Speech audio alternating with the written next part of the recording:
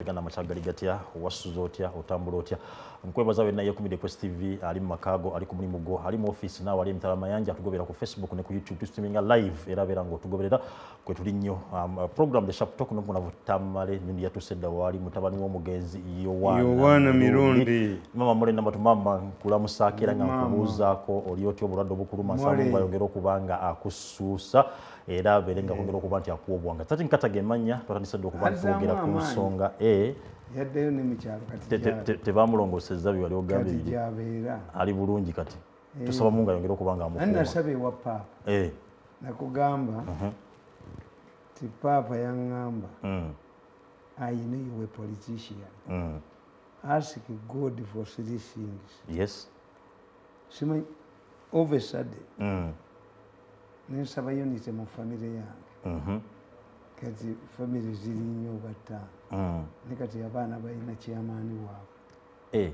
abekyengera bawaabwe wazza na visa n'abewa kabalagana abaana bakwatagana bewa visa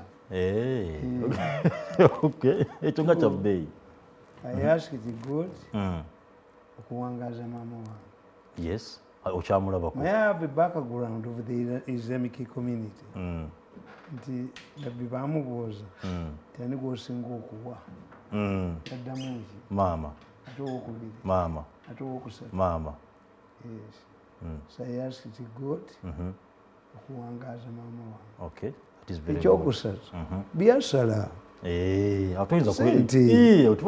nasaba papa sente emyaka 9 sikola naye sente weeri ana bali baleeta bali botegedde bwe bayita shiriki papa wabamugamba kaabo ana bamubuulira nedda abo bakola bakola ebyabo nze nsoma movement naye omulimu saagusaba tebasaba mulimu era baagutwala olwava era omwo emyaka 9 okyanyira akasusu wooli esuuti oyambala mugundi gyenali ewa Brenda ewa Brenda tolaba akalinyaako yakuyiyemu anti nze omu ku bakasitoma ne madamu Brenda nange ankoleko nze omu ku bakasitoma ba Brenda ab'omwaka nange ankoleko yakaleese kaako nange nja kuzimba mu ate temana nina omukisa nze ne bwenkeera mu dduuka ly'omuntu nengulamu ekintu akera ayola nebweba nekitange mu kyalo bamugambanga nti wakituulako mu bbaala yange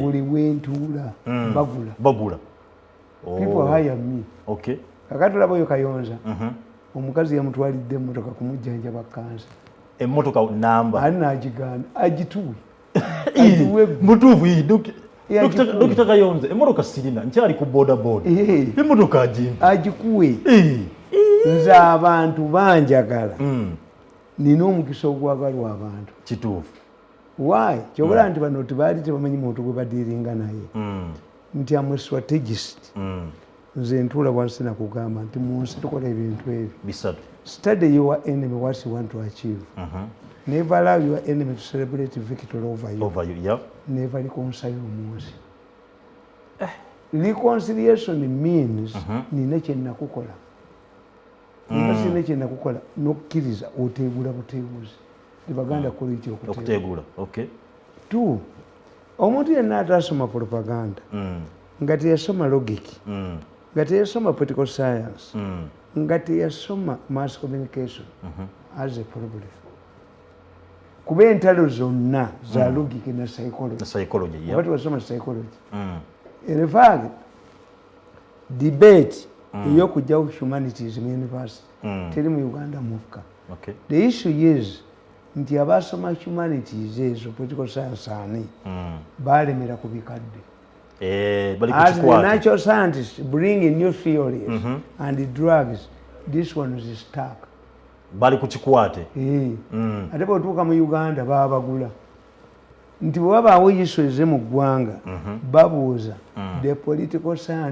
the professor of political science at Lusaka University said this bano abaawano bo bakkiriza ne babagula timamudani okuva lwe yagenda tewali professor of political science ono gundi ndebesa wa history kakati if you are irrelevant if you are an irrelevant man lwaki society ekituufu But in Europe, if you did psychology, because everything is psychological, tuyinza kusoma psychology noba ntulina mulimu.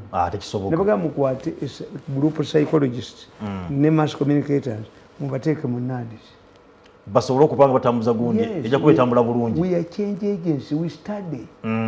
Mbagamba nti mu government ya Uganda busoma society ya Uganda because bwe tuba tuforminga a state at state formation tuyinza okuforminga ensi as omugoyo integration oba as omelette oba amagye ag'empogolo oba eminu. Kati Uganda teri integrated. Tetufunangayo omukulembeze. Museveni yabadde akikoze agenze nakyo. Ekyokuba nti nno Yugoslavia yennyini. Uganda is Yugoslavia. We shall end up like a Yugoslavia. Lwaki ate otusindike? Tito yakuuma Yugoslavia yonna wamu. Era historians and political science used to say Tito can manage oil n'amata, omuzigo n'omuliro, omunnyo. Kakati Uganda teri integrated, si mugoyo. No. We always have a habit of going back to our, as once the central government fails to address issues, we go back. Tuddayo. Twasigalamu. Nti when you look at Buganda, eri mu opposition. As I explained, mu government temuli. Buganda wagambi bagijje mu muzannyo teriimu. Yes, teri atula na Museveni namuganda ninga Abaganda tibaliimu. Ne babaddemu ebbanga. Ab'Emmengo bwe bagenda basabayo mu motoka na ssente. Basaba byaffe. Bwe bityo. Ane Museveni yenna akkiriza nti bw'owa Buganda ebyayo, how does ssente z'owadde Kabaka oba emmotoka ze bakola ekintu manyi kye bamusabye kati yabawo kye batamusabye alina kuba kye basabye. Kale nabagamba yo nabakoledde analysis ti once a government is dominated by the Itesos, you lose the Kalamajongo. Awo nyini ku Kalamajongo njala tutandikire ku Kalamajongo. When the Itesos fought to Museveni, RPA, Kalamoja was peaceful. Yes. When you dominate your government with the Itesos, the Kalamajongo go. What was Scafaria? When you dominate your government with the Sebeyes, you lose the Bagisu. Once you appoint a Mutoro General to command your way in Congo, in Kivu, where they are Bakonso, the war will not end. The Batolo cannot look at this man as a conqueror. When you go to northern Uganda, there's the Acholis and Langis don't see eye to eye. Era gundi yagamba Tito Okero Obote Musiru yaddidde ekibe nakirwanyisa n'embwa teyaga nti yalwanyisiza embwa n'embwa yaddidde ekibe. Yes, the battle between the Acholis and Langis was bitter. N'essomero ly'Obote ery'abawala bagenda ne desk ne bazookya Abacholi n'abawala ne babakwata. When you look at the Acholis and the Western Highlands, Koni abadde tabba luguudo lulaga ggulu ngabba lulaga luwa ng'ebintu bamala obibba n'abitwala eggulu amaduuka ne gajjula. Walabako bwe twatukanga ku Kaluma ng'osangawo konvoyi y'emmamba ebawerekera. Eggulu yagendangayo yakwatanga wano pakwaki was Koni attacking ki? Koni was attacking convoy eraga eggulu oba yattackinga ng'eraga egende. So for us, who know this country, when you see Uganda, batukozesanga puzzle nga tuli baana bato. Omusajja yalina engo ng'alina embuzi ng'alina n'amalagala yabitwala atya. If you cannot solve any leader of Uganda who cannot solve this puzzle of carrying amalagala, embuzi n'engo cannot manage the country. Yes. Uganda eringa okutwala embuzi engo n'amalagala. Nti as you do this, you must be mindful of this. Bw'ononga mali koteekemu Abaganda abasoka nga badduka. Abasoka n'Abaganda bagendera wamu. Bwe bakuddukako bagenda. Bakito mulundi gumu. Bw'ekibya bateeso Abaganda mujja nga bakola ki? Nga bagenda. muzete mulole waliwo obuzibu buli kana mujje katola sayini omukwano ko yavudde naku omulanga nagamba there are two issues nagamba nti nno waliwo mukula mufere eri yakola ki yabasasula who created the trouble for Museveni mukulu oyo kendi mubatula musaasirako ekintu eki mukazi waava waffe ku kyalo ekyokubiri gundi one of my father-in-law yali paralyzed pressure yamukuba mukula donated a wheelchair to my father-in-law omuyinza seerabira kintu omuntu kyankolera naye singa namukuba nemumalawo nze nina omanyi tulina ke tukayita letter box kali mu economics ne mu mass communication when I'm writing a story tukayita porters box nze bwe mba ngenda okukuba omuntu mala genda mu history alina kyeyali ankoledde era nze nebwejje wange okukolera ekintu sooka nenkubuuza nti mu famire yammwe who is the most prominent person in your family nyinza okugoba emisinde ng'ate omuwali yali ankoledde mala kubuuza kakati esituation eri mu Uganda okujjako nga wasoma propaganda nga wasoma logic wasoma mass com wasoma political science you cannot understand it. Yes, the battle is psychological, but the problem is nti tiimu ya Museveni teyina mawulire ye Museveni yesiga abantu ffe n'atugoba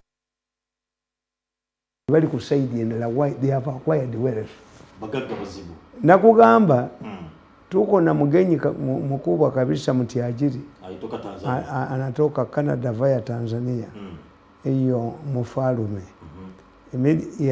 when he landed at Entebbe airport bamuletedde mu security etabangawo ali mu hotel ali mu presidential suite the first meeting he met the minister oyo gumumanyi minister kyoyo oyo kuyasosa okusisinkan era meeting njirina yesterday was a busy man abemulago abaki bonna abaka ba parliament abagenda okuyisa etteeka lya organism mu parliament miso yabifuna meeting ezo nanzifuna naye mu ggwanga mwali yes agenda kubeera mu ennaku nnya mutyagire kabisa naye owaiso n'amalaalinya bamubangambwa tasomokiza kumusemberera waiso tayinza eyombo yennyini wamitali nti bamutwala talinnya waliwo balina okuba nanyini yabuuziza minisita n'amugamba but this man talks about us can't we be arrested who can arrest we are in church we are in church tebyasobola kukwatako we shall do business here naye nga owemula kubamukuba ekituufu ye yavaawo why these people abalwanyisa gavumenti they are determined okugijjako why they are criminals abalwanyisa Museveni they control the media bategera weaknesses nti nzi abasajja bano bategeera baali balowooza omanyi kyenkugambe kiri their option was to remove him from the State House nga bo balowooza nti my proximity to Museveni makes me powerful I even created that post of spokesperson over the president. I went with it. Wajja nakyo n'okitwala ningenda nakyo nimbutuufu era sikyala bwe kiri vibrant bukyanga ovaawo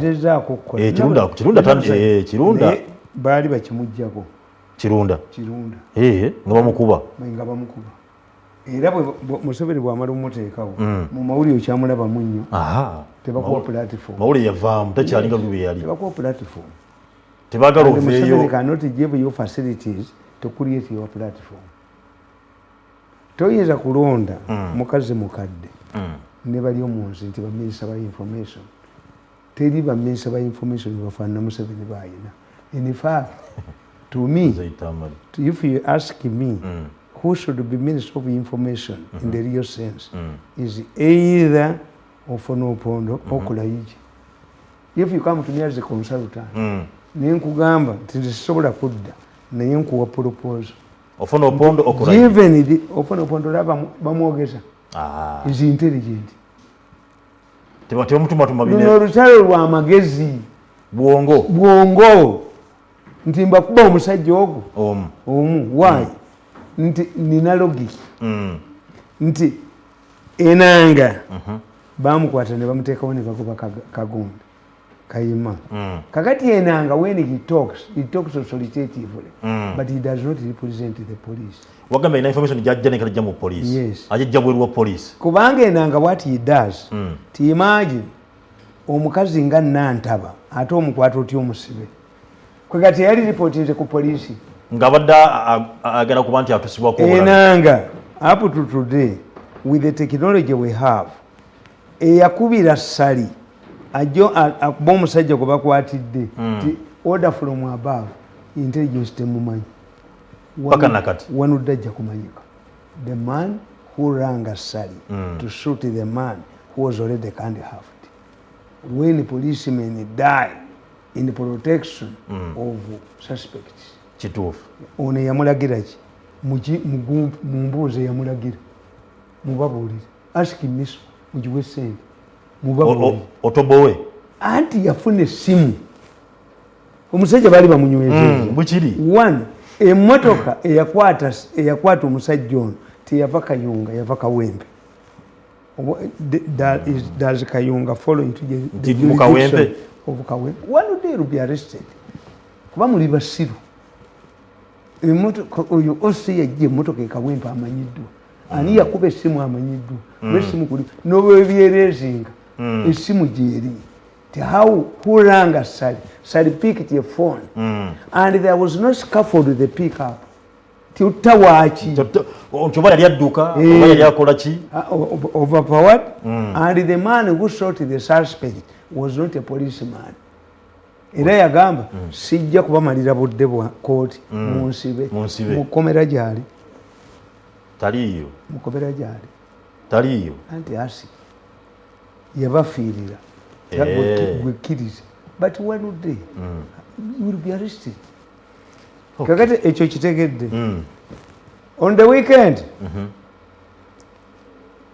a senior army officer from Somalia yabadde anywa ne banne omwenge bagambye mbu emmotoka ye yagudde mu mwala gw'ebwayizi tebaalinze poliisi kumugjayo wabula bonna be yabadde nabo balamu ate ye okirabyeko mu mawulire have you seen bamakinze sure nti bajjayo emmotoka nga poliisi tennajja mwe ne mubuuka mu mmotoka kisoboka kiti if the man is drunkard do you allow a drunkard to drive you?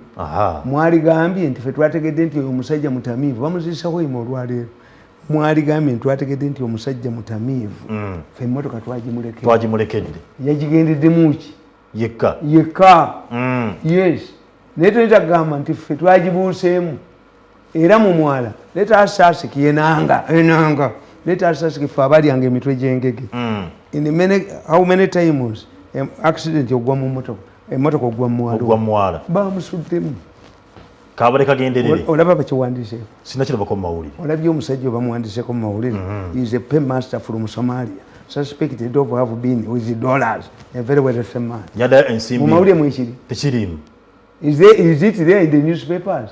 Because these are the custodians of information. Yes. They give you what they want and retain what they don't want. Yes. Ate mwe temuyina. It's not only me. That's why they are fighting tooth and nail. Nange banteke mwanda wezaabwe ngolugosa. Ayuma. Temuli nteka ko mwanda wezaamwe ngalugo. Amunoti olugosi. Bweyogera ku kufa muze Tamale. Waliwo commissioner wa lands ayitibwa Grace Kagolo yafudde mysteriously ku Easter Sunday. Nayenga na yera yasana fu obuzibu abazungu boogeza omulambo postmortem. Yes. Nabandikira kataba ne bagamba the cost of burning a fake corpse. Yes. Ne bagamba ekibatabula olanya simu kyoli.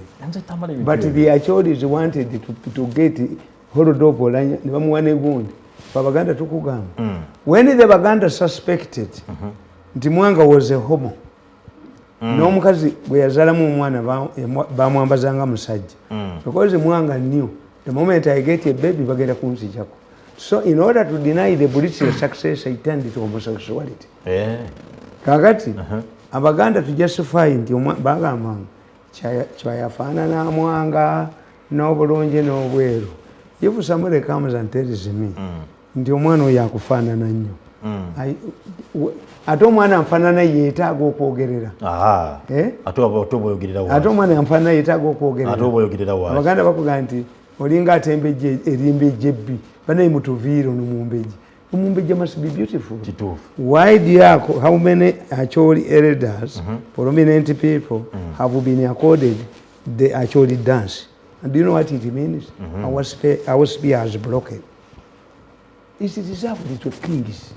But they wanted to hold off this man. Mao was stammering. The father, like the father, was speaking language. Mao doesn't know. Is that why abantu bonna babadde bazze mu kwesimba omuka posti eno balembaganya okuviiramu omwana bagala tujja kuvaamu nembabuuza let me tell you olanya yawangula ddi olanya tawangulanga kalulu yabeegayirira n'obeegayirira nga batema mu constituencies as speaker najja ku kagaali naga nze ndi MP era bannankabira baagala muwaaki constituency no musango gumu gumaze 5 years. Is this the man you are portraying now? Unless you are borrowing or bottled assassin, Teddy Muganda is a good one. Does it apply to Acholi? Babada chali mulamu ngana uti bakamuwa. 2. Walabako omukolo olanya gwabaddeko buli wabeerawo emikolo ba member you bring your father. If I'm talking about mine who is dead, walabako olanya naligidi father we. Enyumba ya kitawe olanya ngati bagikuba mu mawulire. Unazimbia gorofa ya kitawe efaanana eki. This is a psychological war. Gitulimu mu Uganda. A war for intelligent people. Logic is for intelligent people. If you are not intelligent, you cannot defeat. Ogenda kusigala emabega. Nti ebintu ebyo nambi kuba omuntu ogwo ne babijja mu mawulire. Buli kyenkuba bakijjamu. Kati olanya ye yagenze. Kakati naye kugamba tu. It was not the interest of the police to make it forceful as Enanga wanted to it. The police wanted, because Otafiri is a very intelligent, naturally gifted. Yali mu seminari natunda kuko nakola para ya tondo nga mwali kulotingira abachi abayeke yali mu seminari. Yes, Otafiri kuba mu senior 2. From senior 2 Otafiri went to university and has a university degree. From senior 2. Genius.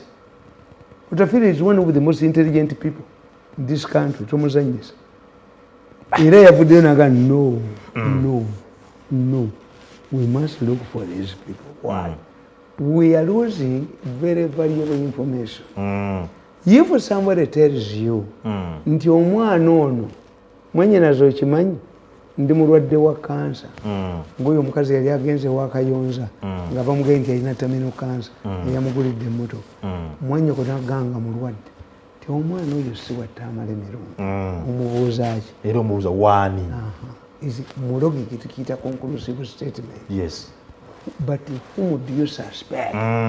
Kubanga gweoyambiddwa okoze eki okyaliwo bakusanze okola ki oyogera kigambo kyekisembayo kyeyayogedde. Yes, kakati kitegeeza nti Kiwanda bw'abanga omugezi yayogera naye ng'akyali tannaba na kubeera damaged kufuuka gundi yali badde amanyi gwe yamuwa omutwa suspect abamumanyi. Yes. Suspect yamumanyi. This is what the police originally wanted, to go there diplomatically. Muzeeyi mutabani we yakugamba ani if I'm a smart guy like me nyinza kugamba yafa. Naye enanga yakikyusa deliberate nga bwe yakyusa kiri nabagamba nti ababbi bawano bamafiya balinga ba stock exchange mbakwata buli lunaku. Kakati bo baali baagala media yakuba nti Nantaba has surveyed assassination baali baagala kugula ku extendinga cameras into the rural area. But they said That's why they gave it publicity. Newspapers were awash. Kati bakizuula ojjukira nti abaka ba parliament following Nantabazi gundi survival basaba ne bashapusuta basaba na armed vehicles bo bamanyi we bakolera incident we bagijiramu ane we bagibbiramu ate ne we bagiti balinga kikajjo ti omuganda bwaga omuntu yenna agaye kikajjo supu wacho bwagwa mungu okasuka. Yes, they know when to dump you and when to use you. That's why I write in my book from Bupaka to Kidoli back to Bupaka. Mama lokujo gane bakanyuka kasasire taba kujjayo no kuma ne bakunya ko ne bakunyala ko no dama fuke Kidoli ebyo mbikola abanako not me was so sigwe yasaba papo faranga mzee Tamale kakati wengera kucha poison nti Yesu is even if kubanga what are the possible remedies? One, so Archbishop Samuogerere follows into a trap of Orenya allies. The first person to write about it was an editorial in New Vision. Another important person before that talked was Tumwebas.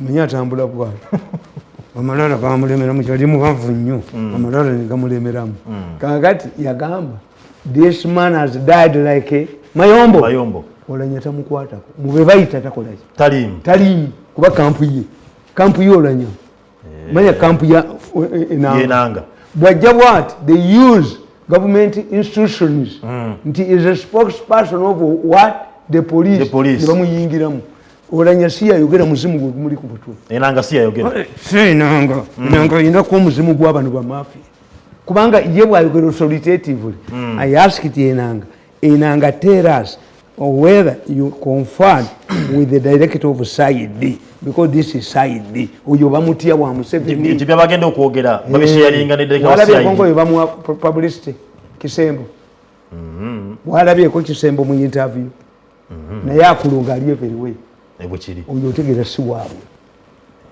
tali kusaidia asola gwe batawadde publicity taba waabwe ba mafia kati Kisembo si waabwe and enanga avoids Kisembo and they know that Kisembo cannot come out and explain why because they have a spokesperson yes okujja kongo bindongo n'omujjawo enanga bamutwala ayogerere ekomera ly'ekitalya I'm telling you agenda yogere kitalya so many departments as a spokesperson you must consult when it matter deals with side crime you would go and consult in a very state house I used to consult the department yes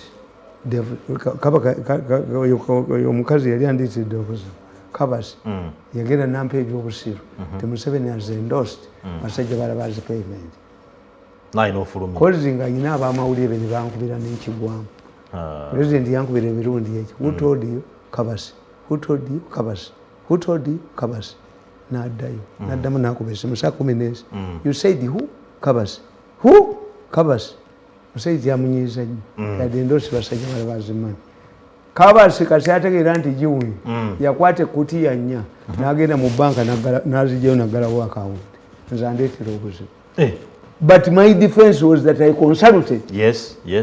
There was another time when the president was seen in London. I was contacted by security. To designing a diversion. The president has been seen in London in a passenger plane, but he has 2 planes. What happened? I told them Museveni wanted to check the economic class. In the future, all the government officials will travel by economic class. Bukenya namugamba nti nayogedde twava lenyime namusanga muka Amiria yankubira essimu saawa 4 nemuganza ebintu byange mbikebeddemu biŋŋaanya okujja sijja kujja iruka tomorrow nasanga president nga munyivu nnyo nga Bukenya atudde nekye nakola Bukenya nemugamba nti abaserikale bo be baŋŋambye ne mumugamba omusajja najja nati omulenzi oyo najja nakubaza did you talk to Mirundi nti yes he created a diversion and yakutteyo president laughed naga kakati olaba ye Mirundi is my supporter. But next time, don't rely on the soldiers. Ask me. Nagamba, you people give Mirundi unfettered access to me. He has the information you people you don't have. I relied on somebody. Yes, enanga abuzani. Yajayogera bijawe enanga n'olutolwe n'eddinanga byayogera obijjawa muzimu ky'okwogererako ogutali gwa side when you are talking about crime. How many times have you consulted the side direct enanga? Remove enanga. Aveu. Nga Kayima bwe yagenda. Yes. Museveni ali lenient nnyo. Yes.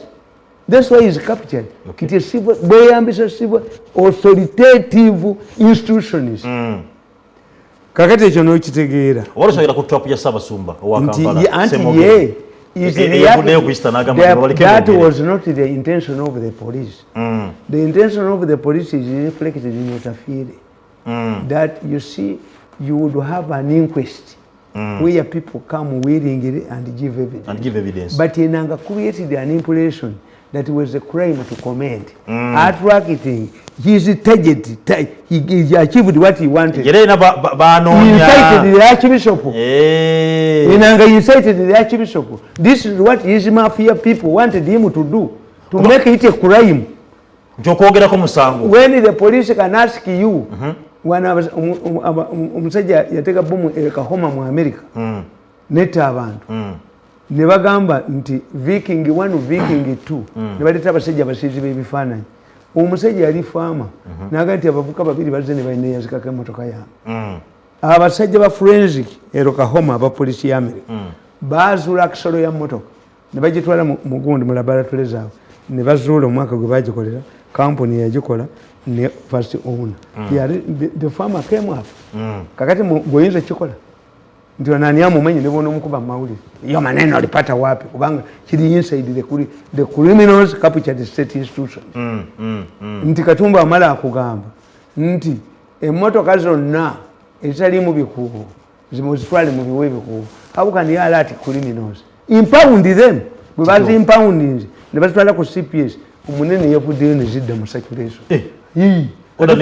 Tetukyagala nnyo abatakisi kubanga ffe abatakisi twalitidde nti ezirimu ebikuba nazo zikola ki? Nazo zikola zibakozesa. Kakati oba bali abajinga bakozesa ezitali mu bikuba. It is only a foolish passenger who will enter. Ajja kuyingira eri. Niyingira eri. Sikaza muli safe. Kakati Katumba amala tiyabadde ayamba ba criminals. Banene bamusinza amaanyi. Baziyodde mu lunaku lumu. Amyusiza nazikimanyi nagamba oyo Katumba azizeeyo byayogera temuli anasema wungu motoka zange muzimba naye ate nga y'omugezi tumukunde yayina emmotoka 40 taxi eza yiso mu taxi nga tuzimanyi era nga zirina naki. What's the purpose? Sekabaka Hussein wa Jordan yavuganga taxi kuulya bye bamwogerako kiro. Muteesa yavuganga emmotoka. Mutese bamuyitanga makalanga agulaba amalala. Singa n'abantu. Yes. Najja mu bantu. Gwolowooza President Museveni tasobola kujja mu windo n'atuula bw'ati. Asobola. Do you expect him nti yali waawo? Omusajja afaanana Museveni. Okujjako nga terrorist akutuleesinze kuvaawa. Wewavudde. Train you. Nti gundi Nigerian former president General Muhammad Mutala naye bw'ati bwe yali. Mutala yagenda ku post office nga ataddeyo ekitereke kye yali musajja mumpi bwali ekisajja ekyali ku reception ekyebitereke bya post nekimuga what is the color kisaba president enguzi nakikuba oluyipa nakyo nekimukuba oluyipa kyonga tekimanyi nti emabega bonna baserikale. Mutala nakikwata naye agabbi agali mu post office Nigeria gawa matuka mu kizimbe nga kawandagalanga binyira.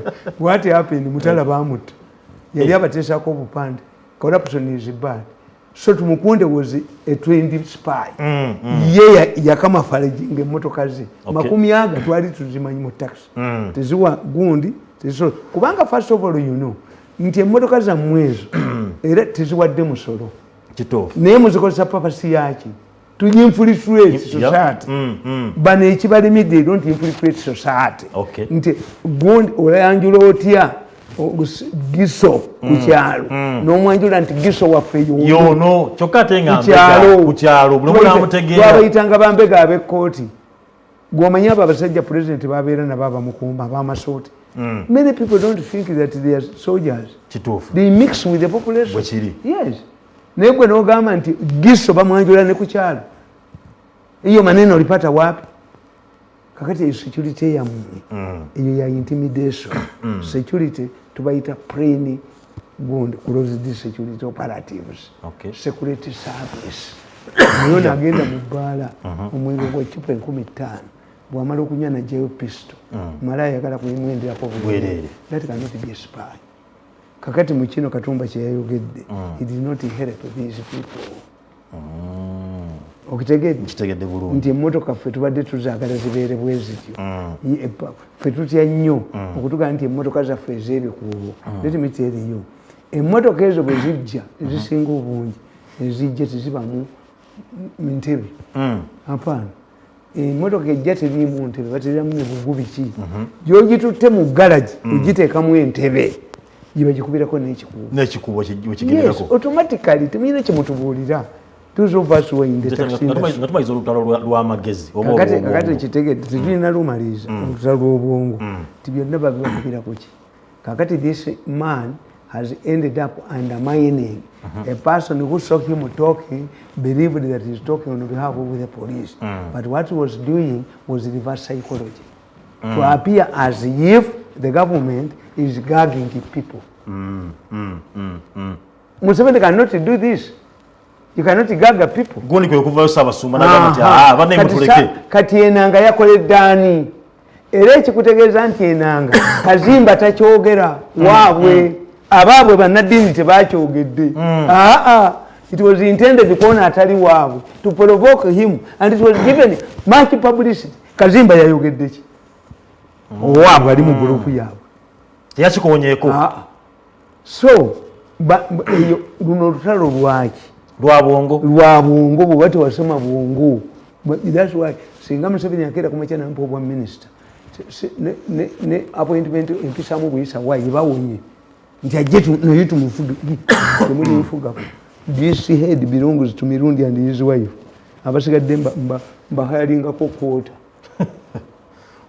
Ate nze mmanyi nti now that you have started fighting him because you've gone. Okolinde mbasomesa bwongo nti politics ono waaki bwongo kakati nojootuuka ku ddwaliro eddwaliro nery'okumukaaga you see eddwaliro ly'okumukaaga litunuulire is the only project that was guaranteed by parliament. The woman knew the type of people he is working with because she is an international business woman.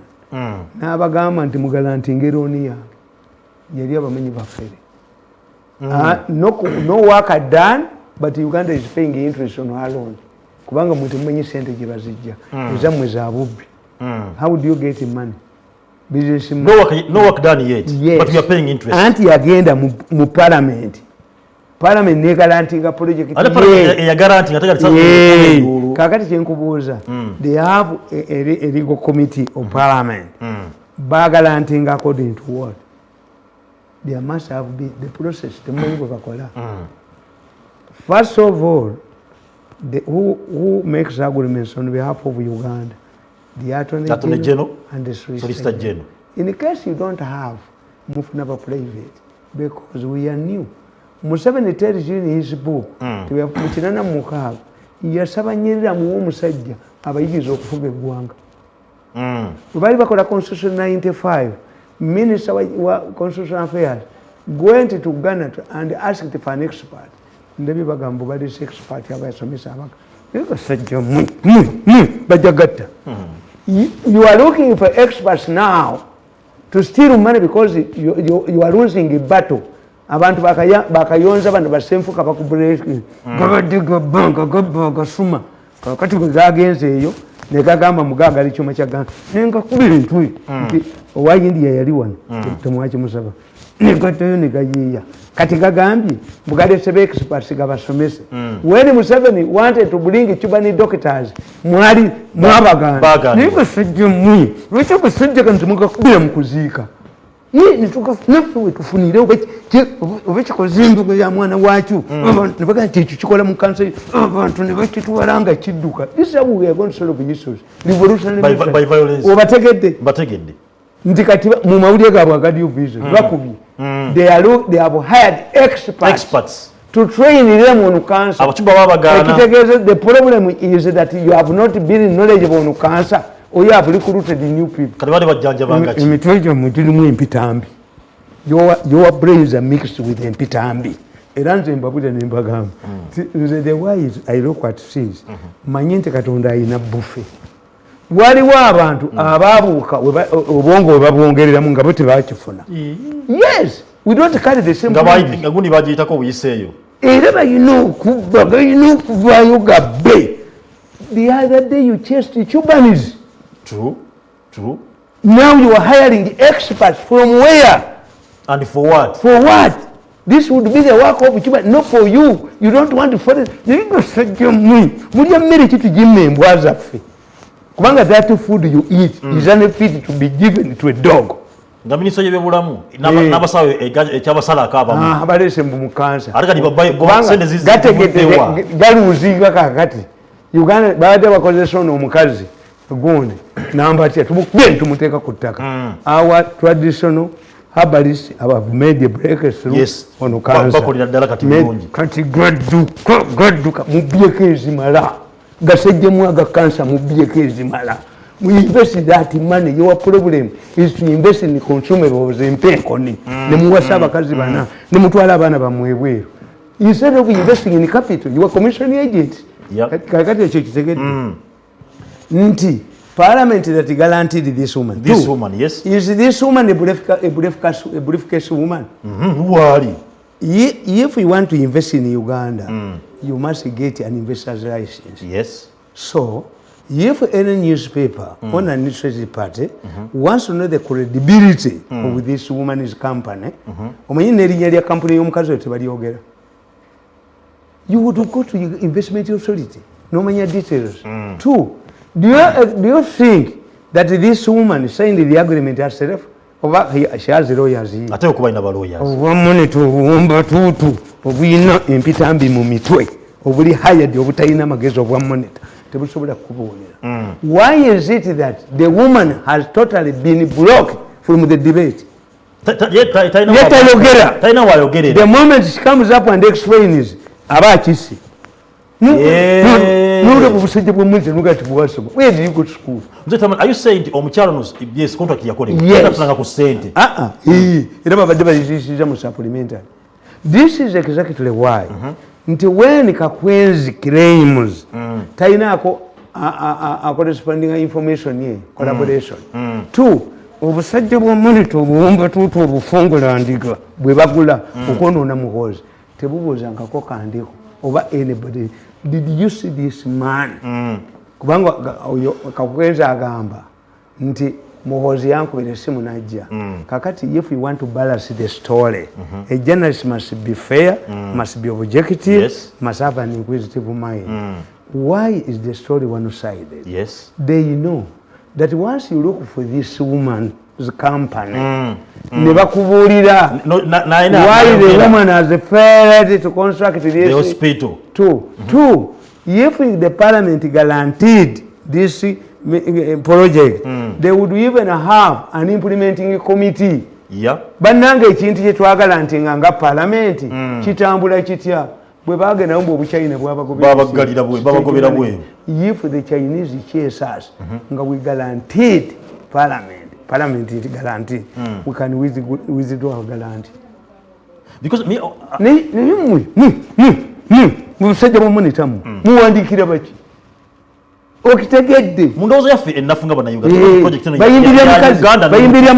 bayimbirira mukazi no let me tell you Museveni tulowooza nti Museveni tabala one of the people who like to develop this country is Museveni.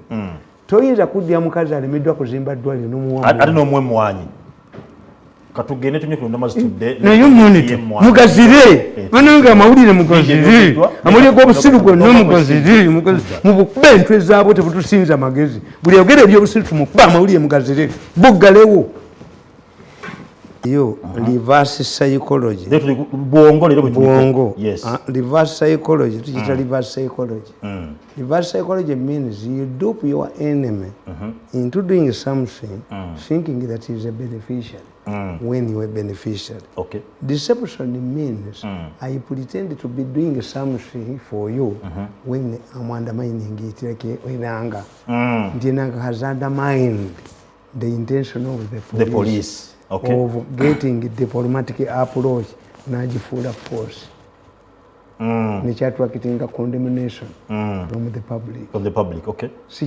intention naye nga wali n'olubuto lwe alya kilo z'obuwunga 3 ne kilo z'ennyama 4 olunaku n'agejja olubuto talina kyakkolera kakati mukula who is funding the insecurity in Kalamojja is providing an answer. Why do you believe that Arrow boys they were not solving ensonga eno? Did Museveni use Arrow boys to disarm the Kalamajongo? No. Kati mukula ali mu group y'abantu.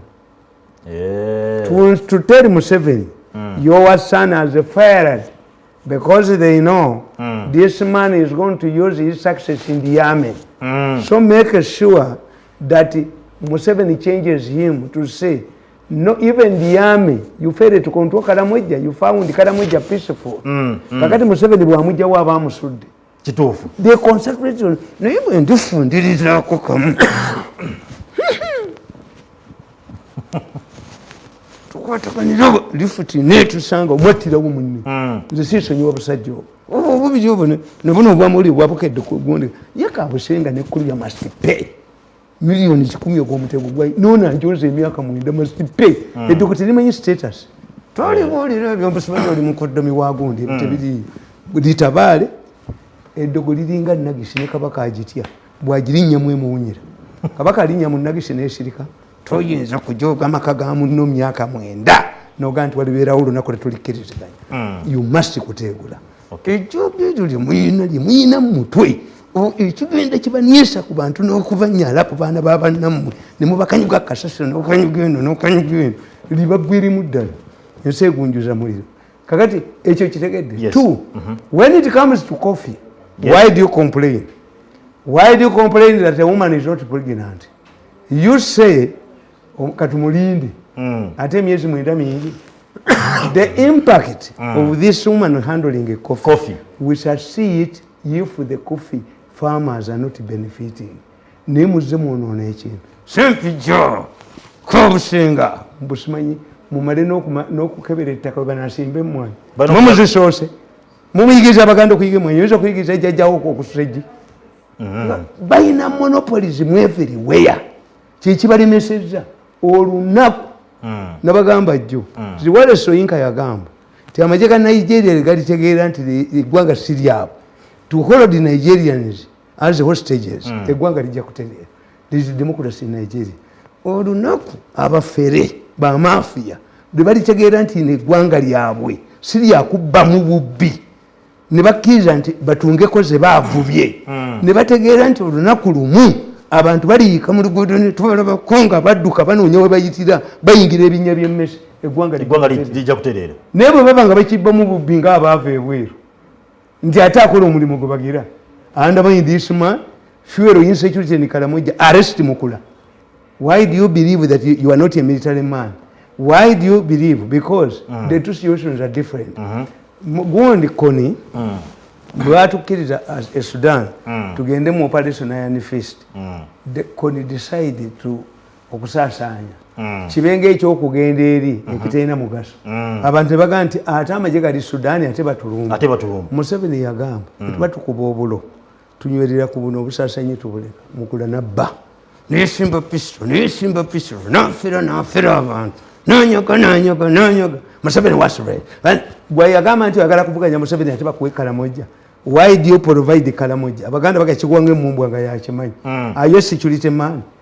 because oli yali koninga alwana is mukola telling us there is a rebel group in Kalamoja obubbi bwente obuliyo nti bwaba rebels naye mukula onyoze nnyo ensi eno nayirwa n'aleeta ekimeeri kabaka ye lwaki tokituume molimoli namukuba nadduka n'ekimeeri ki abaganda bagambe kabaka alina musheya zemmeka musajja gwe bano abafere beetaaga kuba bukubisi nga tulinga 10 si kulya nabo mmere kuba nze mbagamba why should I work with them kwegamba bw'oba musajja musiraamu n'olaba abasiraamu abali embizi osamba lugi naawe kulya oyita abasiraamu banne bemigo nagambye ngenda kunoonya gundi Sheeke Muhammad Kisoole owamagerese wona maatubuulire omukulembeze w'obusiraamu ne Sheeke omusiraamu omukuukuute bwe balimba mu kisiibo nga baalidde eddaaku babakuba embooko mmeka n'olya ddaaku n'ogenda olimba omukulembeze kibonerezo ki ekiweebwa omusiraamu nga mukulembeze wa busiraamu n'agenda ew'omukulembeze w'eggwanga nga yalidde eddaaku n'afuna wuzu n'agenda alimba embooko mmeka ezimukubwa mutulamule muntu mfe abatali basiraamu mutuyambe mutegeere tutegeere omukulembeze w'obusiraamu alimba mu kisiibo ne Sheeke omututumufu n'alimba mu kifo kibaata agambye mbonze munaye bye nagenda ezisi bye nasanze wafulumye kibaate wafulumye wawanise omukono n'ogamba sibi twagiridde kibaate naye yeetagamba okwo ku lubuto ensonga nadde nga negyogerako naye kagambo bakulembeze baffe batuufu ku lubuto ye Kamulege yamanyiddwa zaatabaaza ensi va mu 69 oyo yeta tuluma naye omukulembeze w'eddiini mu kisiibo n'ogenda olimba omukulembeze w'eggwanga ensonga eyo mutuufu yabadde mbi akuwa embooko mmeka bwegala mutulamu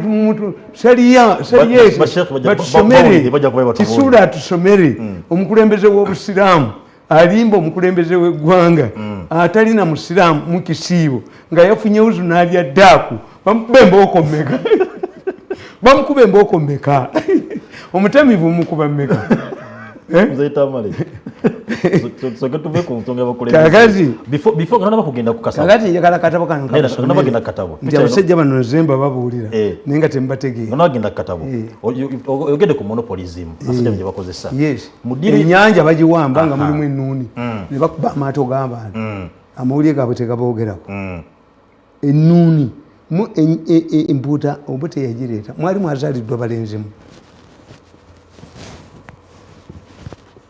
mwali mwazaaliddwamu obuto okutuleetera empuuta wano mwali mwazaaliddwa balenzimu muwambe nga yammwe mwe mwagireeta nemuwamba amata nemuwamba enyama egundi n'owamba amaliba for the first time nze nakula abasajja ba Sulaiti bagula maliba waffe eddiba terina bbeeyi mu mulembe gw'abalunzi b'ente abalunzi b'ente bagamba mbu okuva ano nga bamaze odditiininga omuyindi alikuba mu ddibo era kati abasinga obungi basuula masuula bagafumbira mbu nze Tamale eddiiro y'emmwanyi buli munaye agenda okuba nti alima emmwanyi agenda kuba nga aziguza mu kyalo yekka era omukyala nga yasetinga ne price boodi yaliwo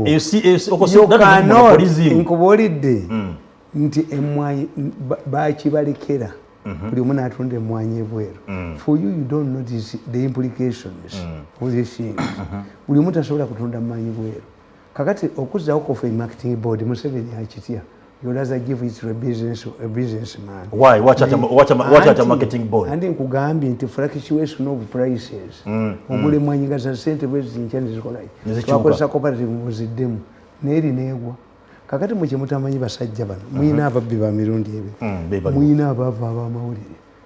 The problem of poor journalists are very vindictive. Bawalana buli mugagga aliwo. Okay. Two, they are used for two ways. You pay them or they are expecting the money from this mukazi.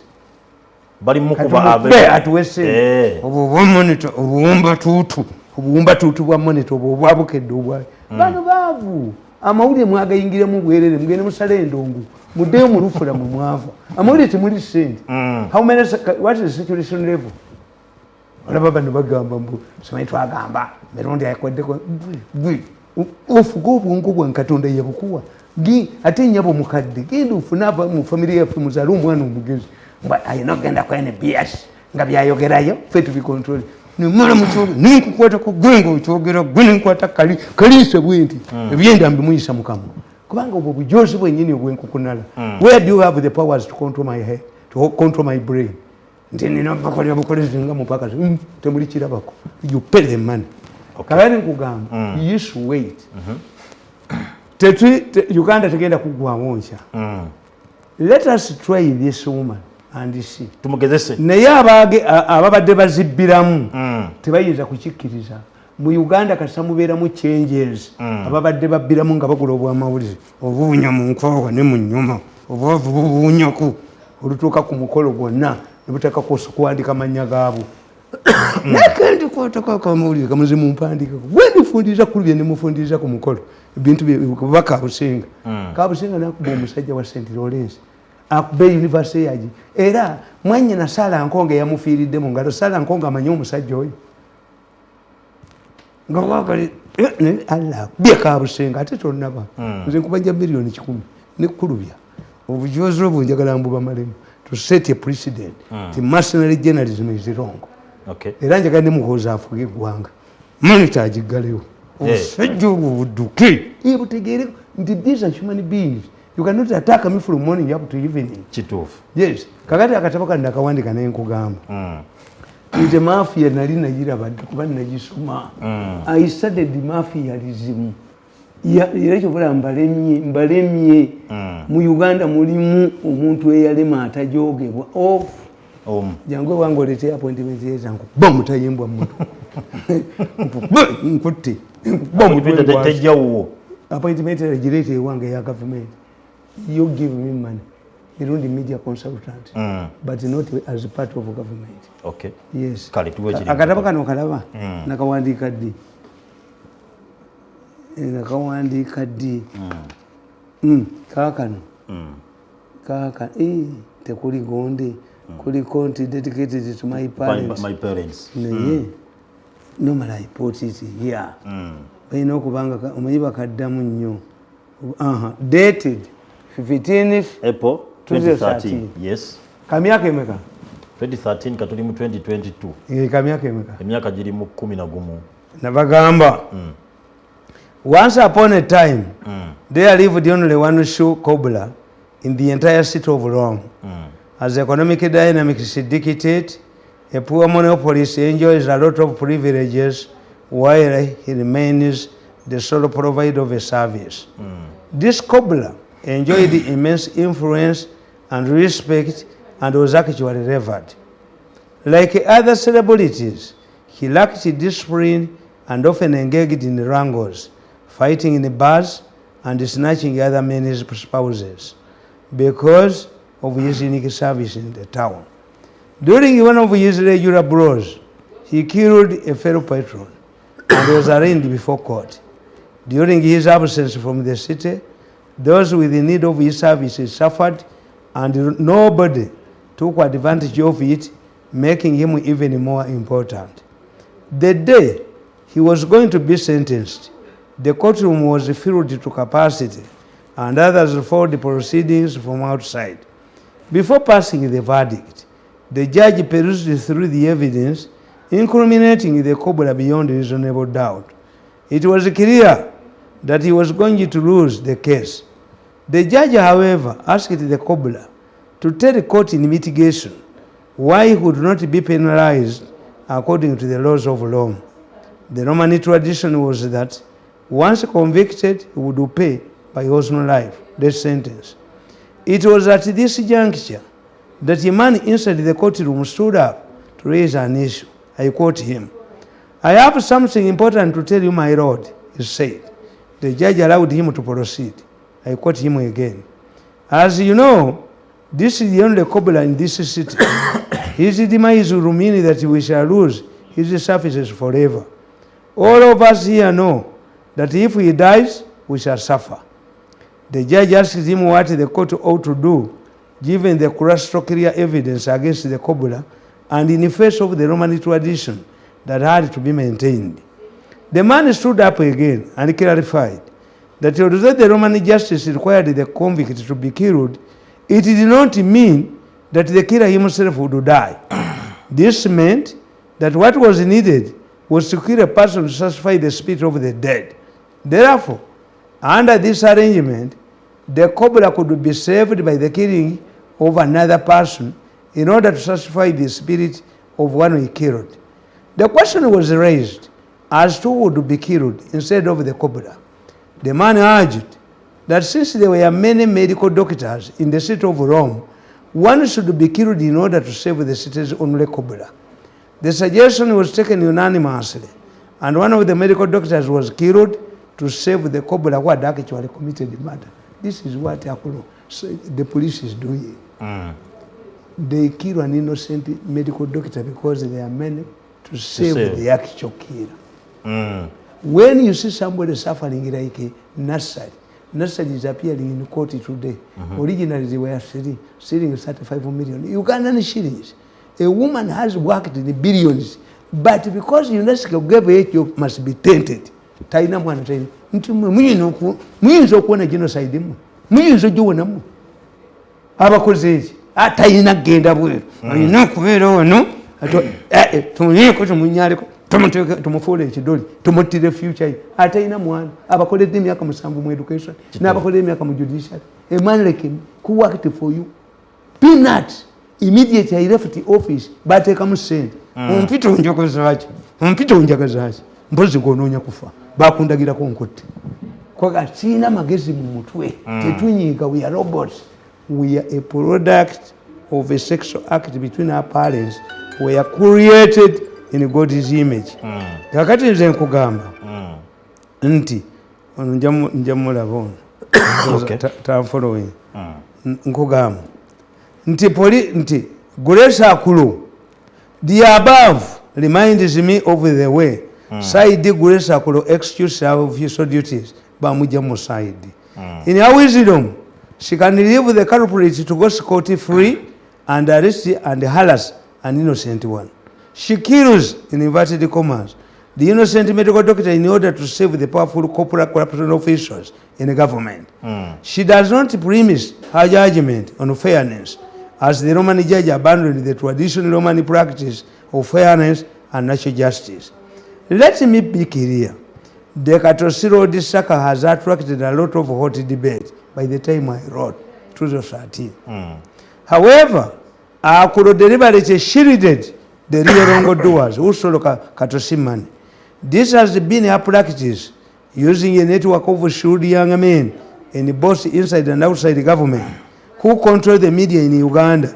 They direct their focus to the medical doctor leaving the murderer cobra to escape the media in Uganda. They target a wrong person and allow. In this case, is Parliament guaranteed? Parliament guaranteed. Yes. In Kenya, Uhuru Kenyatta has implemented many projects. He appointed the Minister Matiang'a. Matiang'a inspects these managed projects. The equivalent of Matiang'a would be the minister in charge of the presidency. Yes. When the president promises a school, the minister in charge of the president should go to him and ask, are you donating it as Kaguta Museveni, local government or minister? Or minister, yeah. Katibisigala wow. The promises are Museveni teriko implement. Teteri following. O pardon nisi, our border wasiba mukombe basiba mukomera COVID cases. Where is the instrument from the Attorney General? Because the prison authorities cannot operate in newspaper articles. Yeah, true. Tebikolebwa. But they don't know how things are done. Bayola buyoziga ne babaleta bali ate babatwala ku orientation.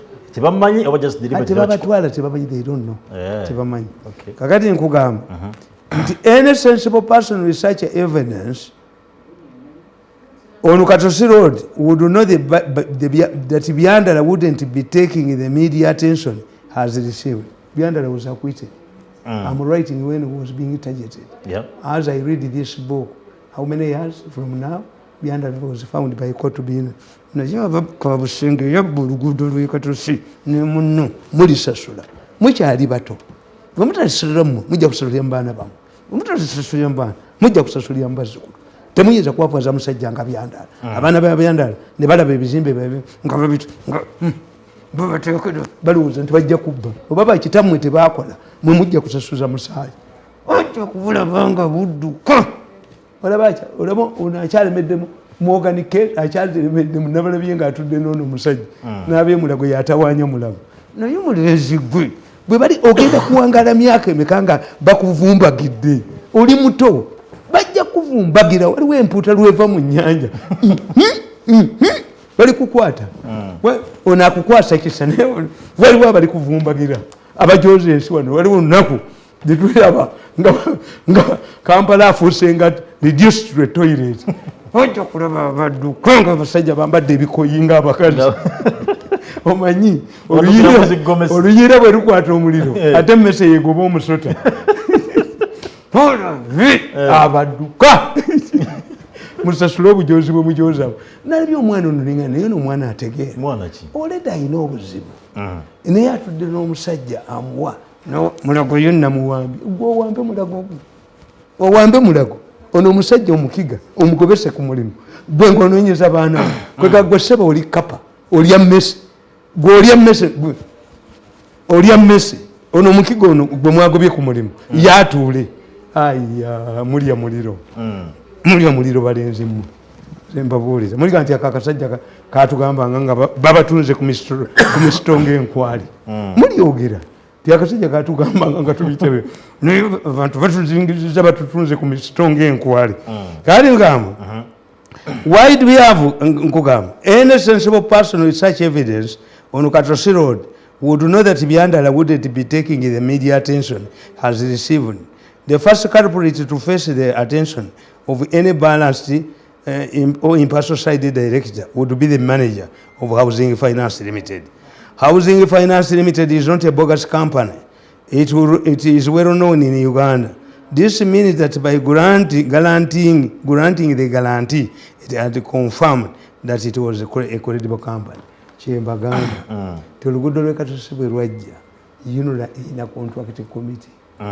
Balanga bakyaba n'alukola. Nga bwe mpulidde akafekete k'omu Kampala nga kagamba nti bagenda kudanga emirimu tekamanyi mirimu ggwanga emirimu gya city council bagiranga bwe bamala ogiranga abantu ne bakola interview mu public service ne bagiremeramu abagirimi bagiremeramu tamanyi naye bababujola ne Museveni atukoze bubi obusajja buno waliwo anti yaleeta abavubi nedda abavubi baali bamanyi okuvuba ebyennyanja baali bamanyi obutimba naawe abavubi baali knowledgeable ku nnyanja naye ono agamba mbu they should re-advertise what this company doesn't know all city council jobs were advertised and the interviews carried out but they used to say we don't have money now abantu bonna bayagala okuddamu balange bagenda bawaabira bayita mu public service bwekiri ng'ayogera ne rediyo y'obujjajja ensajja mu zonna ey'obusiru eyogera obusiru si ensajja mu zonna naye ekkiriza obusiru kubanga you don't know no, you must ask a journalist as inquisitive you think people just went to city council ne batuulamu city council advertised the job ask if I'm wrong. And they go to public service. And they went to the public service and got interviewed, but the state council authorities used to say, we don't have money now. Kakati balikawo baki kiwala abaliwo bameka babiri abali acting kakati oli ayina yayita mu public service kagamba nga bwe twafunye okulungamizibwa w'omukulu yes abe robot did you tell the president that what we are talking about these jobs were advertised. What they need is to say that you have now the money, those who went through the interviews to take their jobs. Kasajja gwe bakuwiiki bakutwali didda mugira kakati yasaana nga mukoze nga faamu y'embizi ne mumuteekamu nolabiriza manager w'embizi. Some people are not fit to be ministerial type. Kugamba nedda abavubi bavuba ebyennyanja. Yes, ndibafuula abavubi b'abantu. The experience. If you can catch a fish which does not talk, what about the people who can talk? Kakati nkugamba. Why do you have bwe balanga company balanga company etawaani zonna tekwali ntuufu n'emu zaali fake. Yes, oluguudo lw'e Katosi companies were fake. Ezajja gye baawa yali tesabe babazanyira ku linnya eri etawo ngenda kakulaga kakati ne bagamba nti you must have a guarantee who guarantees that if government loses money you pay housing finance never guaranteeing teyogerwako kabusenga kabusenga alla bye naye kyakubanye bulijjo okoma obujozi ama alla bwakuwanula waggulu nakuwanula mukolina eyo gye wali ng'ojoga abantu kabusenga ojja kukuba ebiraka mu mpale omusajja yajoga abantu ate n'ajoga ffe abaganda nga buli muganda yedikakubamukuba enkya ne kakeera emmengo kabaka akawadde owami kati abukwongere abukwongere tukolebeko emmengo kasajja gwe abaganda bakube bakulize sironko mu kaveera akasajja kakuba abaganda ako kabaka akawadde nedda abukwongere ate taliiwo kakati okitegedde housing finance yagalantinga nti in case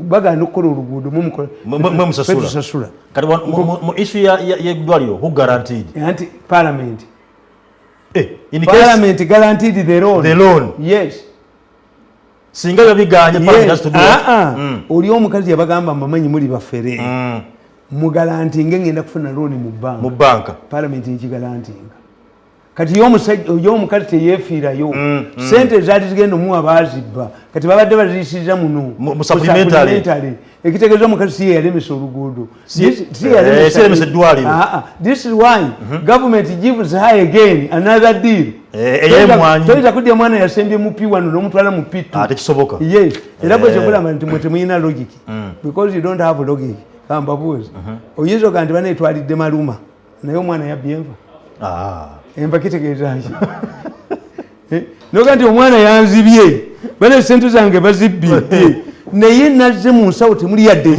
ekikumi kakati yonebwe kugamba yonebwegamba ebigezo babibbye ekitegeeza babbye byammwe you are confirming nti byammwe bapanishinga amasomero si babibbyeyo nosanga kamabaale kamayinja naye bwe guba omutwe nga mugumu ng'amayinja n'omusanga nga akutte sente ayokya eddagala ekkadde waleeta kadde etya embizi bwegitwala ku mawuledi eyina kudiba olituki eddagala eryenziku etakyaliyo era olina kulyokya n'obuulira abantu kamabaale National Drug Authority ekoze ekikwekweto eky'amaanyi okukwata eddagala lyayo lyabuuse lyayiseewa kwata famasi yange kubiremu omutayimbwa mutwe you cover the loopholes like a UNEB does not have any authority to cancel exams nti babbye byavuddeyo kubanga okubba kitegeeza ebyammwe byennyini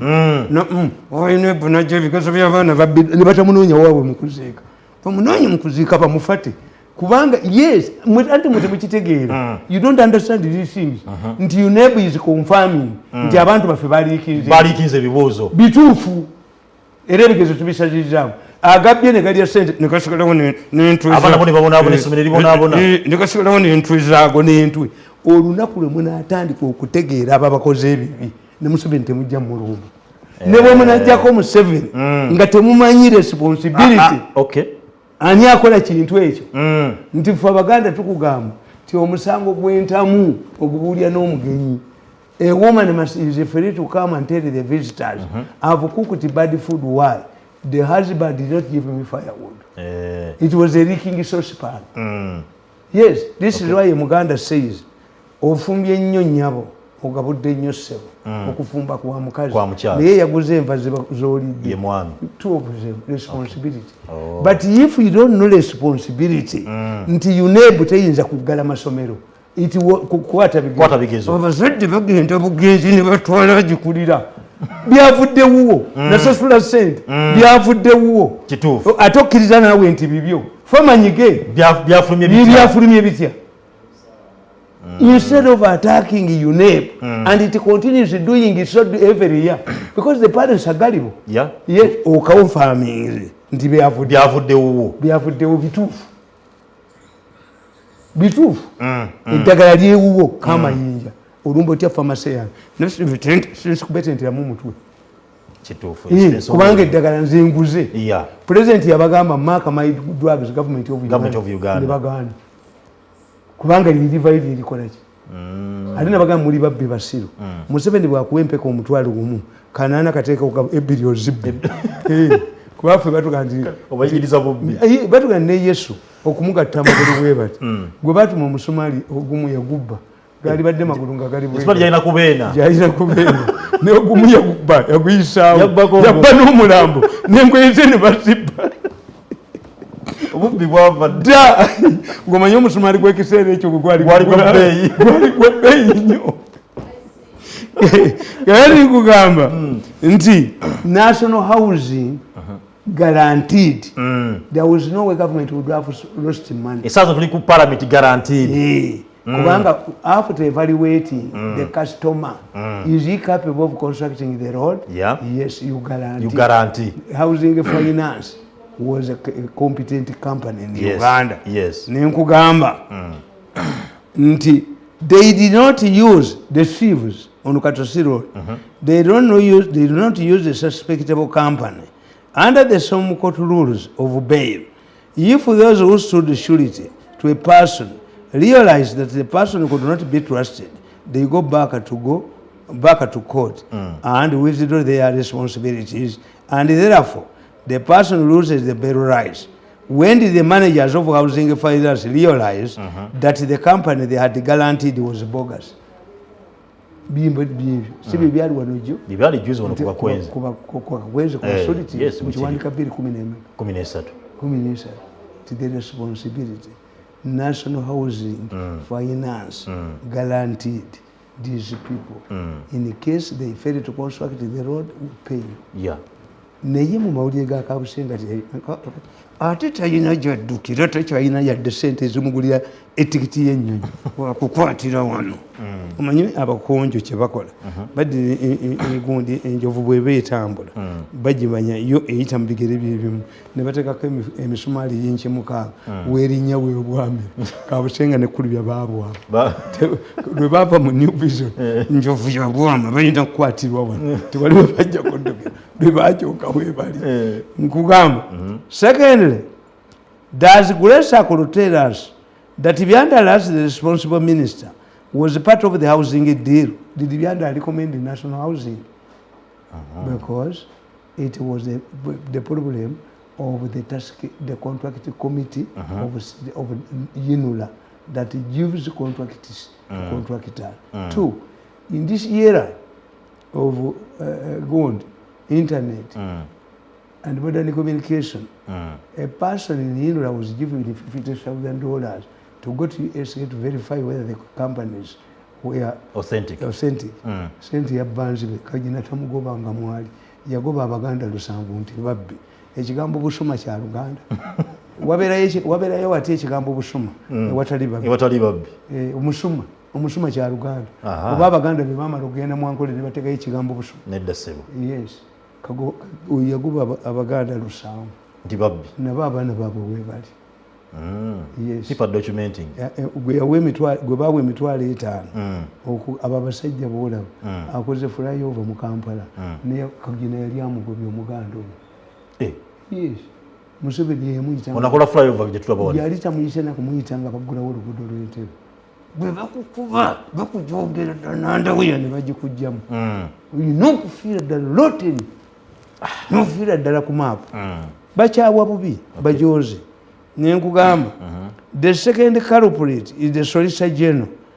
As stated in the confidential report, he was our representative and expert on detecting fraud, has all the necessary facilities to detect the fraud. Kino kyembagamba nti bwe kibanga endagaano ya omukyala gye yakola ku ddwaliro kye nabagamba kyabaawo umeme took advantage of the situation at that time. Nankabira tayinza basasula busasuzi kituufu kampuni gyange oluba nankabirwa naye gurupu yeno yakazinda naye abasiraamu mwatuyambe mwatukubidde kamulege kuluna anaawummula kuluno kamulege anaawumma ye tatuuse mu 9 yamukubye ebbalayo okulimba ate ali musangawo kuluno yamukubye ebbalayo kamulege ne mufuti n'ekirevu kye kakati gwoba oyagala reconciliation gwe vaako balonde mufuti omulala ali nteri kakoleyo naawe kakolera abasiraamu mu kisiibo naye gwe otuddeko nti batuweeyo ssente ez'okutege temutegekanga kuva ku muzikiti twalonda luli abatege okukulonda akakiiko k'ebyokulonda kwaliko abakafiiri kwaliko abakafiiri balondera mu constitution endala kati mwagala ndala naye mubumutuula wansi Museveni abasekerera bwati Museveni atundira abasoma n'aseka naye lwakuba omusajja mukulu naye bwe mufuluma ono nagendayo nagenda ng'agenze kusaba ssente Museveni yagamba kabaka Ssaabasajja kabaka nkuddiza ebyapa togoba bantu bange mu ttaka kituufu kabaka yalibiza esseeyo of the two Museveni and the kabaka who should care about the people baavayo basanyusa essebo negalubinduze yessebo omusajja akugambye ati Mirundi omwana ono omuzza nkimi omwana nku ssomero Mirundi omwana ono omuzzayo ku ssomero tomuleetanga tomuleetanga kivumo ky'amaanyi omwana owange ate ngamba nti ate simutanga afe enjala yavayo ne galubindize nga tategedde kye bamugambe nkuddiza ebintu bino togoba ki mbaddiza ebyapa bino timugoba abantu bange mu ttaka abantu bange bakabaka oba bamusebe yesebo gwe notategera ekivumo kyenkanaawo statement eyo nkulu babituwadde nayita press conference babituwadde ne galubindize naye muli basajja nze waliwo abatasobola kuwasa wange babeerawo nze abaana bange nze bagamba okimanyi ekyo nti omwana wange okufumbirwa okujjako abafumbirwa edda nga nkyali mwavu omala kukola bigezo bwebakoma mu pitu nseti nga byapiwa okuwaseewo omuntu amala kukola bigezo you see exams yes oba tiwasoma naye kankubuuza ebyensi ebyensi naye sinze kuzaala bazzukulu basiru bali babeerayo nakugamba nti buzzukulu bwange bwaŋŋamba nti jjajja amata ago gabamukulagabanya balanganga amata nti amata ge balanga abazungu babawadde seeri okunywa maka ki agatali mu mwezi gw'amata is it lack of knowledge or affordability nabaga nti abamukulagabanywa mbazi eziganywa kubanga nga sina bwe mbagamba nti omuzungu atuwadde ssente era kyovola Museveni yawaayo direct operation abamonisa ne bamuvuma nti agitunze ennusu emu naye nga bagatta bugasi buwunga ne bakola ng'amatimbalala bakatukipas bayiwa mayiwe yes oba yagitunda ennusu emu oba kibati media point byebino ebyomukazi ntibo tebakiwukako yes Museveni bamuvuma abamonita ku direct operation naye kakati ani afunamu waliwo yayingiramu nanyina ensi n'amata n'agatwala naye otherwise milk was liberalized omuzigo tegukyalabika nkugamba the second culprit is the Solicitor General as stated in the confidential report detected actually both Grace Akulo and the newspaper articles and New Vision articles actually both why are these people not mentioned in the Kabusenga's articles? Kabusenga knew that once he mentioned the events as they occur, the process, he will expose his allies. Yali agala konsultinga kwani. If you go and ask the boss of CMY and military police where Kakwenzi is alleged to have been tortured, and they say no, then Muhoozi's story will not stand. Tebagendayo. If you go and ask the woman who has representatives here, you just go to Uganda Investment Authority, get the address of this woman, and find out whether he's a Quaker businesswoman. Yep. They avoid her because her answer she will say, I've never been given the money. Abachi. You would again to Kadinach, not again to another Bugis, Kadinach, above woman. What type of Bugis is this? I can demolish you one alone.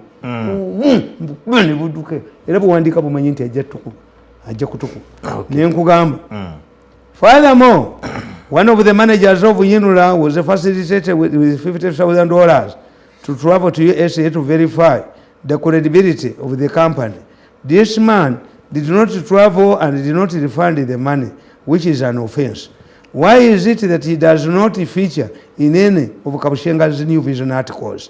Why has this not attracted the attention of Grace Akulo, whose docket involves a crime investigation.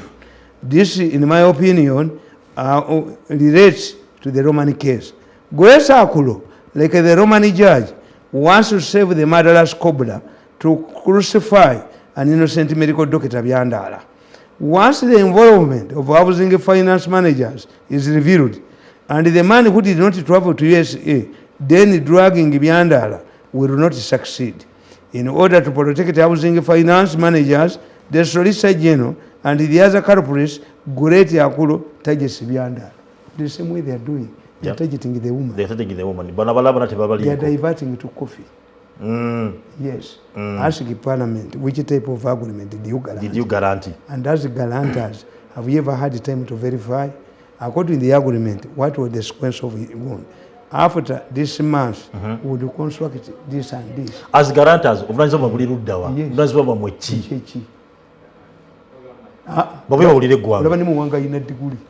anti bamanyi teryasobola bibabuuza ejjo nnaku byakatambinga bagamba this man twali twagala tumuteeke mu kkomera twali twagala tumu assassinating mukozi n'agaana you put me in prison I kill your family members noli basuli singa ewammwe tewalina muntu gwe ekyogezo tikuli muntu enna ali kumaze singa ewammwe tewalina nkoko etakula ekyokuliramu ebyo nendiba mukigezangako ne muteeka mu kkomera ku bwereeza nembalagako ekyogezo timuyina mu mutwe ne mutegeera nti abantu b'amaanyi mu nsi muno alla alina beyawa ebyamaanyi ejjoga eryo fitina zamu nti why didn't we put him in was stop us kakagezako okunzita emirundi egi naye ate nze keyinziriza okukakumakya mukazi we aligenda okukubira ku buliri ngaoyasana nkusomiriza bakusiba kaba olyoka otegeera obujozi obwo obukuli mu mutwe nti naffe tuli bantu nkugamba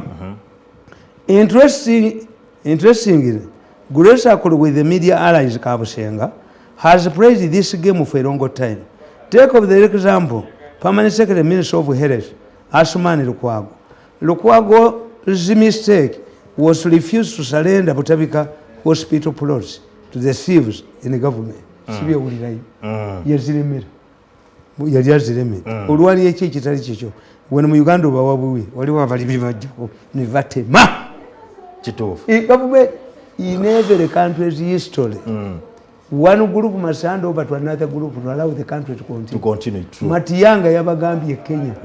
Ebyokuba obulu tebiriyo, whoever wins to handing over. Yes. Assured the country Matiyanga. Teri kubba bululu. Tekiriyo. Anawangula katukola tukwasa. Nga buli kwati wali yewerera mu neti ya Muslim.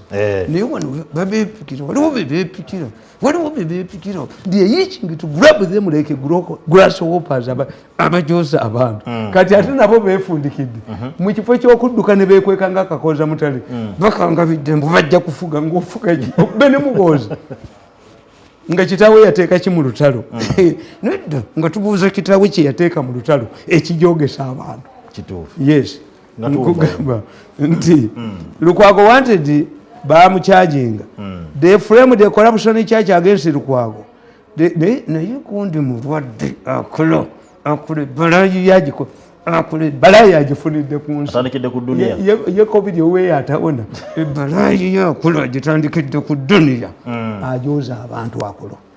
Akule ni yanna kalima bwejjo okubeera. Ni yakutandikira ku dunia. Yes, nakalima naye yajoganya. Ne musisi naye ya dunia nakana akasajja akabonyabonya ababoda naye yako ya ku dunia bantu bakalabeko nga kezinze ngegongolo ogodi ababoda boda abanaku bagenda omunaku awaye eddogo lya siringi 10 omunaku alugire 10 ne kikudduse emisinde n'olwalempa bagenda bakebera nno mitwe anti yaliko kanoonya kubba niko jjukufunayo akazingiza omutwe bagambye okazingiza mu city council chamber bakanyigeeza omwe wino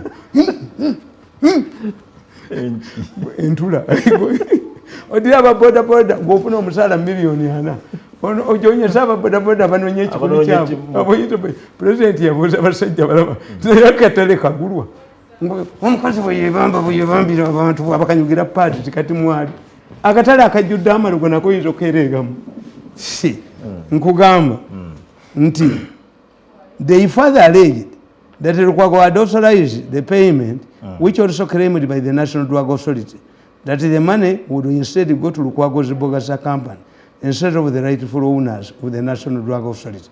This was a big mistake on the part of the receivers.